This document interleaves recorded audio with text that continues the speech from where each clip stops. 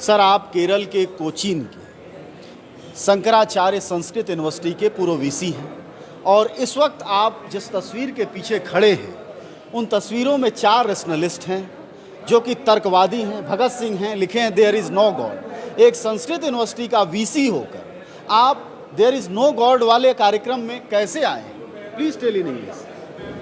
Sanskrit resources are nowadays used by not only the common people but even intellectuals to propagate God-based ideas. Actually, the Sanskrit tradition of India incorporates atheist tradition also. There are 9 schools of Indian philosophy. We have a great tradition of philosophy. Among them, almost all of the philosophical systems belonged to atheistic tradition. बहुत कमाल की बात कर रहे हैं sir. वह कह रहे हैं कि 9 स्कूल ऐसे आते हैं संस्कृत से जो नास्तिक परंपरा से आते हैं और संस्कृत नास्तिक परंपरा का एक हिस्सा है। सर, यह आश्चर्यजनक जानकारी है, थोड़ा और डिटेल करें। For example, we have 6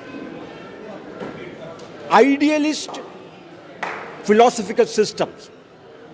In Indian history, it is termed as Vaidika Darshana, and 3 non-Vedic Darshanas. And it belongs Buddhism, Jainism, and Charvaka philosophy.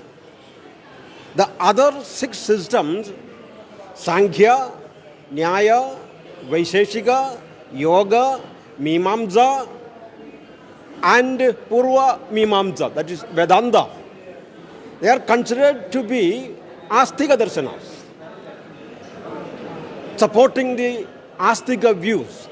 But actually, each of them, when we analyze the philosophical aspects of these 6 Astika philosophies, majority of them belonged to Nastika tradition. That is actually what is नास्तिक tradition। Nastika, except yoga philosophy.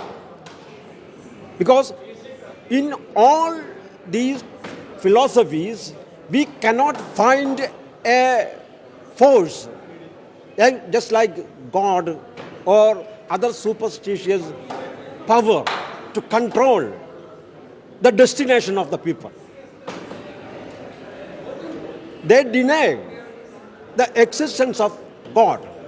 Not only the heterodox systems, but the Sankhya, the Nyaya, even Vedanta philosophy. The Vedanta philosophy is considered to be the highest philosophy in Indian philosophical tradition. It is a Astika philosophy. But Laugika, Vyavaharika Tale, they do not recognize the God. They recognize 3 levels of living: Pradhibhasika, Vyavaharika, and Paramarthika. In Paramarthika, at the highest level, there is no God. Only Brahman is there. Brahma. So, even Advaita philosophy do not recognize the existence of God. And Sankhya philosophy, there is no God. Nyaya philosophy, there is no God. Vaisheshika philosophy, there is no God. Buddhist philosophy, there is no God. Charvaka philosophy, there is no God. Jaina philosophy, there is no God. So, the 9 philosophical tradition explore the non-existence of God and other super power to control. एक चीज़, आप Sanskrit university के VC रहे, नाम है उसका Shankaracharya university, तो जब आप यह बातें बोलते होंगे कॉन्फ्रेंसेस में अपने कुलीग्स से, अपने स्टूडेंट्स से, तो बहुत विरोध होता होगा आपके खिलाफ। Now I am not the vice chancellor of the university. I am a former vice chancellor. No no no, former vice chancellor. Yeah. So, and there is no need of jealous because in Kerala we recognize all kinds of ideas. That is the tradition of India. The Indian Vedic tradition itself proclaims, Ano Bhadraha Kradavo Yandu Vishwadaha. Let all ideas come into our minds. So, the whole ideas, when reach in our mind, we can analyze each of them and recognize what is relevant to the present condition of the world. The main problem is not interpretation, but how can we change the existing system? That is the main idea of our activities. या तो marks की पंक्ति आप बोल रहे हैं, marks ने ये बात कही थी। Marx also, it is the main leading point of Marxism also. The main problem of how can we change the present situation. So for changing the world, we can receive the philosophical systems which support our activities. एक आखिरी सवाल आपसे कि Sanskrit as a language वह उसका religion की तरह इस्तेमाल होता है। एज ए एकेडमिक, आप एकेडमिक व्यक्ति हैं, जब आप यह देखते सुनते हैं या महसूस करते हैं तो क्या सोचते हैं? Sanskrit tradition is considered to be highly religious. जी, It is a misinterpretation of the resources. It is the misinterpretation. Actually, the essence of Sanskrit knowledge system is human being. In Mahabharata, there is a sukta, there is a comment. Na manushad anyadaram hi kinchid. That means the utmost reality is human being. There is nothing about the apart from human. So the main idea of the Sanskrit resource is centered on humanism. But the people or some Western interested peoples are not bothered about the humanistic or progressive ideas of Indian tradition. They are using Sanskrit tradition to build a silent culture among the people, to suppress the individual expression, criticism, etc. They are not interested to develop those ideas. They want to suppress all the questions. Sir इतिहास के, history के किस दौर में ऐसा हुआ जब संस्कृत को एज ए लैंग्वेज की जगह एज ए रिलीजन के रूप में इम्पोज किया जाने लगा? Yeah, the Sanskrit is nowadays used as a religious language to utter the mantras, for example, Purohitas. And there are so many resources also there in Sanskrit also. Not only religious sources, but also secular sources are also there. It is our duty, the duty of the Sanskrit person who interested to activate the progressive activities. It is his duty to research, to develop the human valued or human value based aspects of Sanskrit tradition among the common people.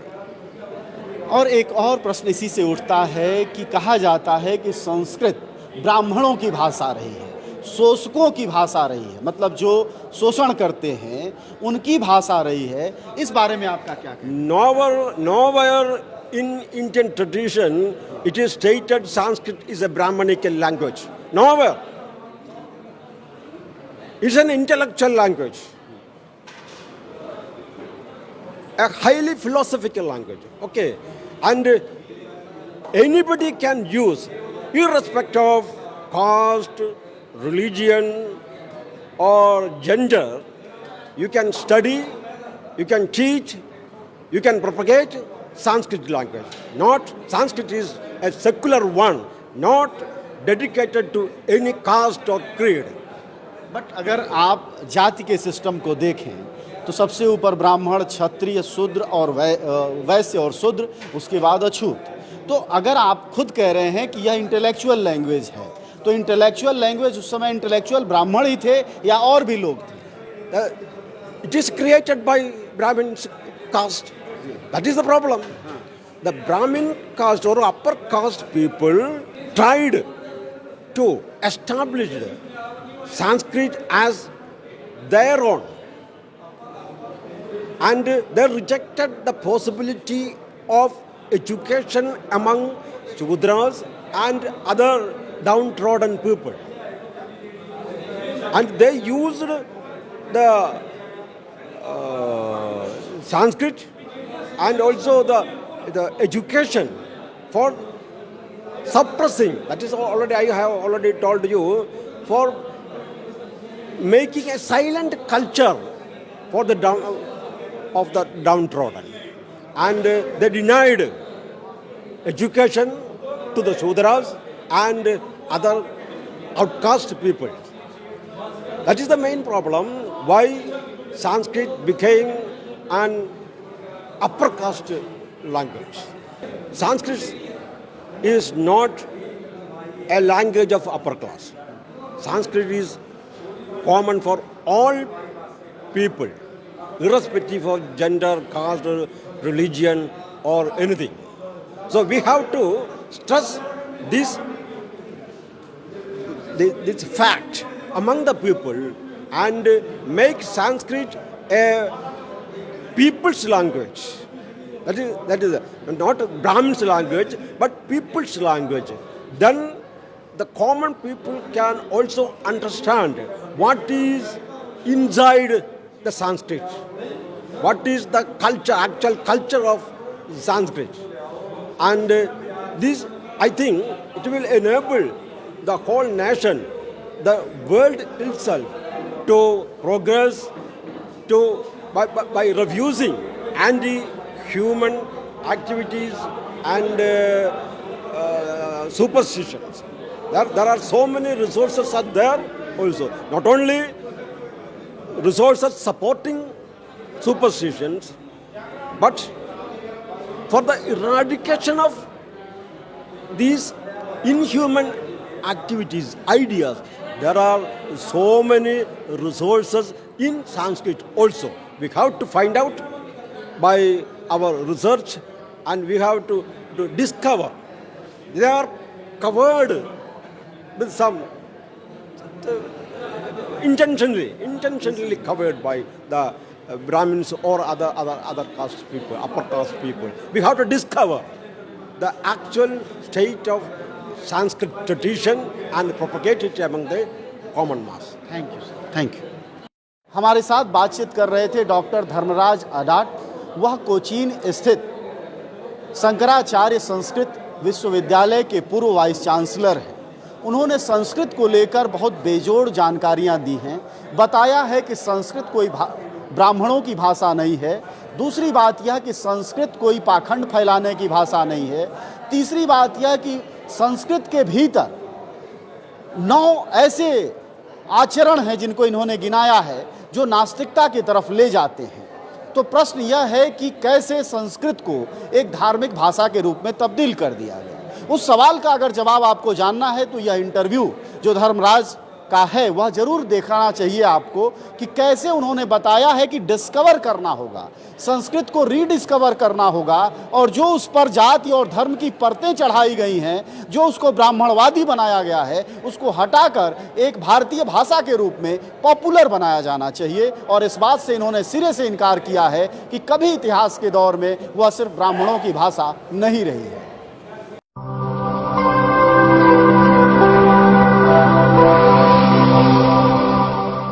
जन ज्वार जनता की